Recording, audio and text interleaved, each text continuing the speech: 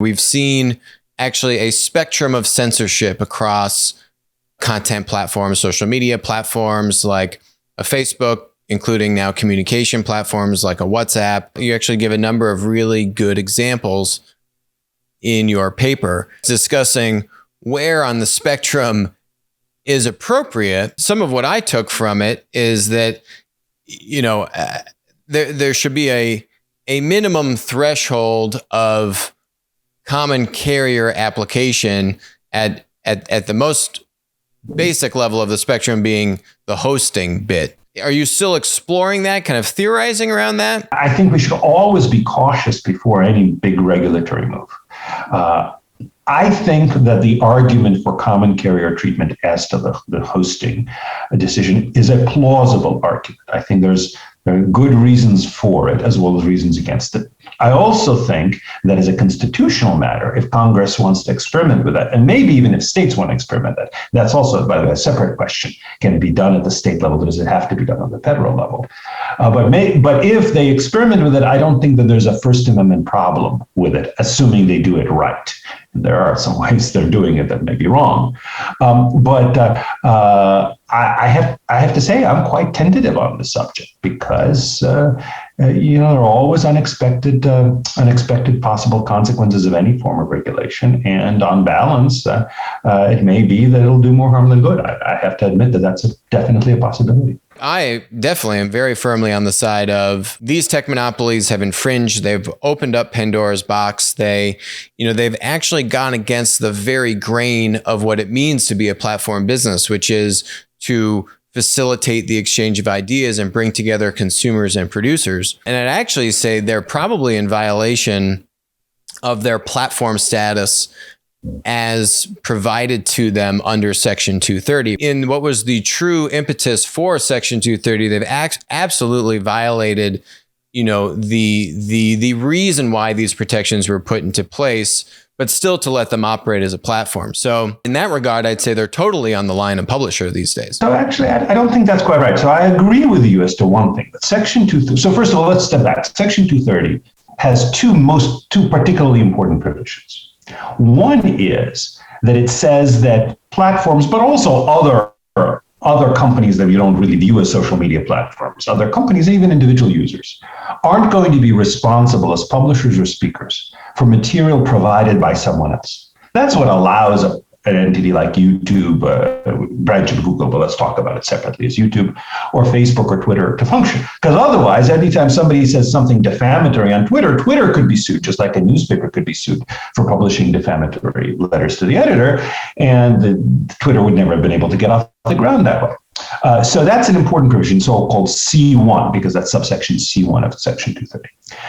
Section 230 also says that they're going to be immune from liability for taking stuff down. So 230C1 says they're immune from a liability for keeping stuff up. 230C2 says they're immune from liability for taking stuff down if the material is lewd or excessively violent or harassing or otherwise objectionable. And actually, just this morning, I was finishing editing on a co-written piece of mine for the same symposium, where we say that Section 230C2 doesn't give platforms the right to block everything that is objectionable just because they don't like it.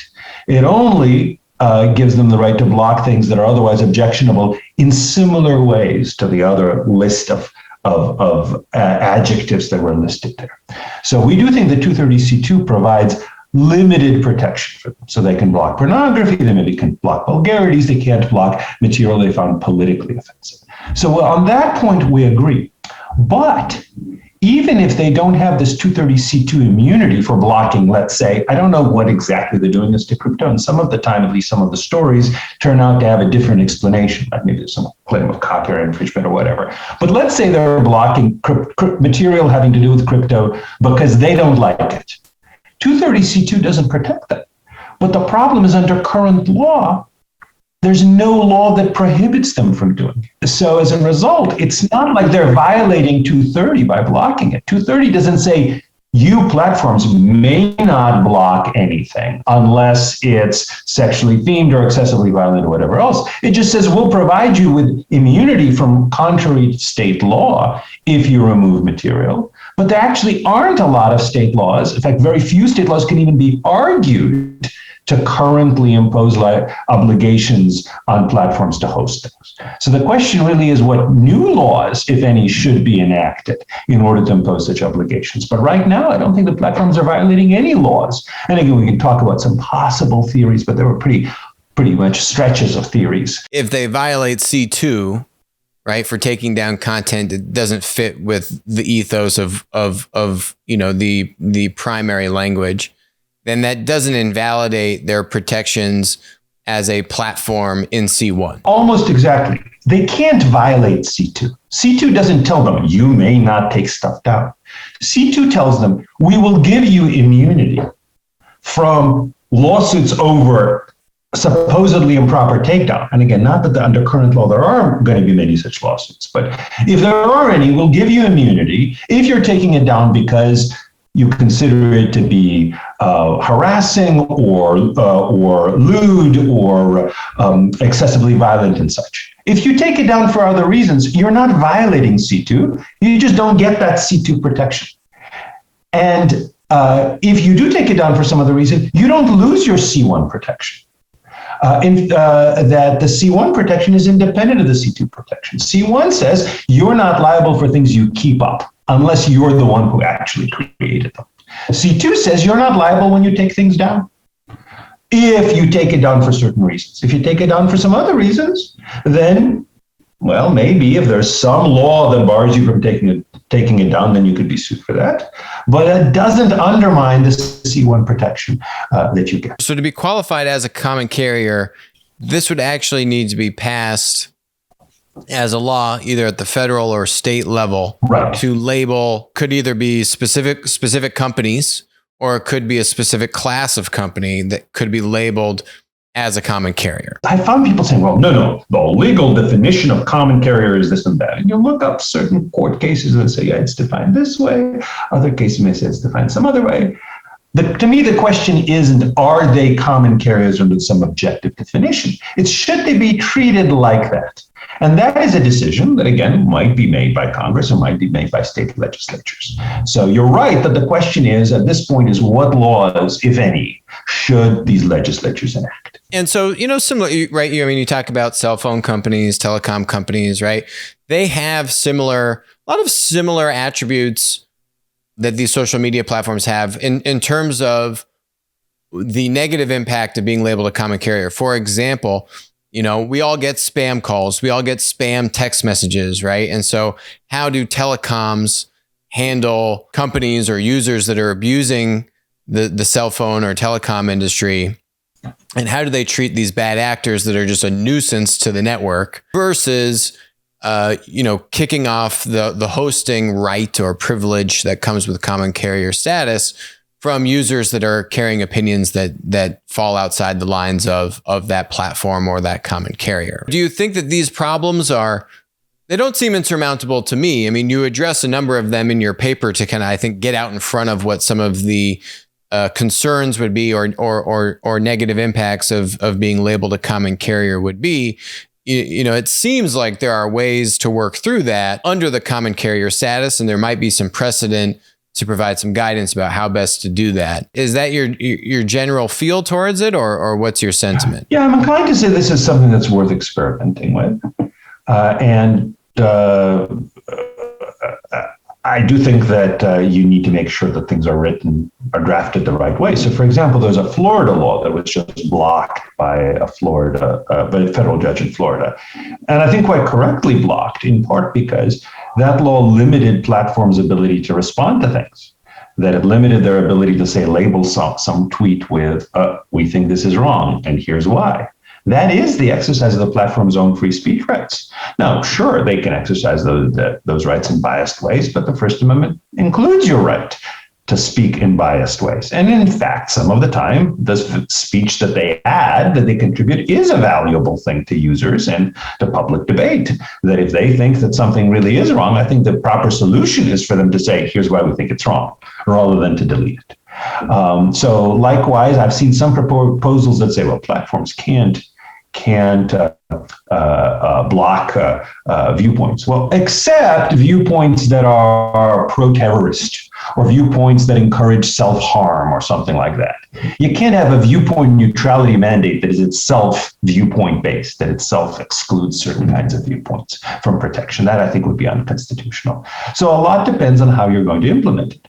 Also, you don't want to put, again, the platforms in a position where they're not just going to be inundated with the lawsuits, but potentially very much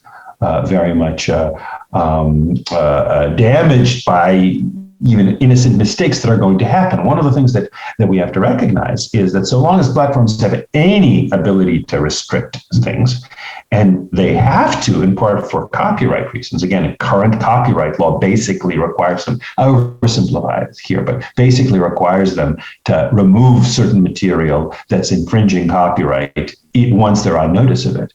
They're going to have to make these decisions, and they're going to be errors. There's going to be somebody who perhaps just some individual's line operator who blocks something, doesn't block something else, and maybe the reason is he just doesn't like the ideology of the thing that he's blocking. So you don't want to have a situation, for example, imagine you say, well, the moment you discriminate against any material based on viewpoint, you lose all of your immunity against libel lawsuits, against defamation lawsuits. So just because of this one error, you end up costing you hundreds of millions of dollars because of that. That's not fair, I think, and that's not something that's going to be effective because that's going to make platforms too reluctant to delete things that they should be deleting.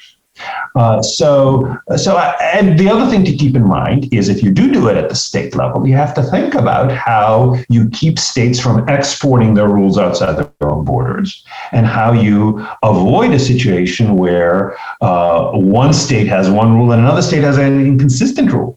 Imagine that, for example, the state of California says, platforms, you must block certain kinds of material. And the state of Texas says, platforms, you may not block certain kinds of material. What do they do? So I think there are ways of dealing with that. Geolocation technology, the technology for figuring out where a user is coming from, is far from perfect, among other things, because people can use technology to hide their location. Virtual private networks and the like, and partly also because there are cities that straddle a state line, so you may not know where somebody's coming from. But I think it's close enough that you can imagine state laws focusing on speech that is in some sense within the state, which again you'd have to define specifically what that means. So you need to make sure that anything that's done along these lines is done carefully. I think one advantage of having it be done on a state-by-state basis, there could be some degree of experimentation. So as a result, if North Dakota tries something and it totally screws up to the point where North Dakotans can't have useful conversations anymore because they're inundated with spam or with personal insults on their Facebook pages and such, we'd say, thank you, North Dakota. We've learned something from your experience. Hi, I'm Alex. Thanks for watching the show. Make sure to hit that subscribe button, but even better, make sure to follow us on Odyssey, follow us on Rumble, and text us 203-646-5159. Text the word Monopoly. You'll be subscribed. You'll get updates about when we're going live, our latest videos, and we'll send you even a little goodie bag. And in the event that we all get banned from big tech, we'll still be connected.